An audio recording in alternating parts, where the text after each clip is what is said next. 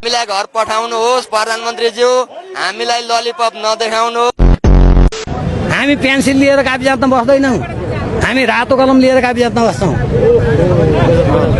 हामीले आफूले पर्सेन्टेज ल्याउन चाहने हो भने नि 98 मैले भने सबै सरले कागजात हुन्छ 98%। एसईको रिजल्ट पनि निस्किन्छ, लेखेर राख्नुहोस्। आज के विषय पढाउनुहुन्छ? मेरो नेपाली। नेपाली। गुरुप्रसाद मैनालीको दुईवटा कृतिको नाम भन्नु त।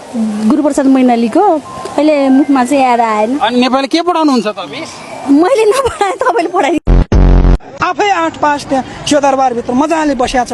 किडनी 50 चोटि फेरिसक्यो, देशको ढुकुटी सबै सिद्धाइसक्यो। अझ बकर बकर के भन्छ शिक्षकले विद्यार्थीलाई फेल गरेर आफै फेल भएको छ। पहिला आफू पास हुनुहोस् न भन्न चाहन्छु। यो आन्दोलनमा आउँदाखेरि पैसा थिएन। 2067 मैले दिदीसँग सापट मागेर ल्याएको छु। If you do not address our demand as soon as possible, you are going to be thrown away.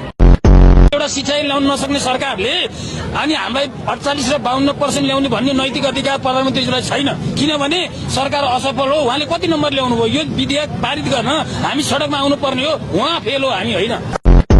Copy check नगर्ने, कापी त चेक गरिँदैन नि सर। हाम्रो 12 को परीक्षा रोकिदिने, 12 परीक्षा हुँदै जान्छ, परीक्षा रोकिन सक्छ, शैक्षिक सत्र नै पछाडि धकेलिन सक्छ।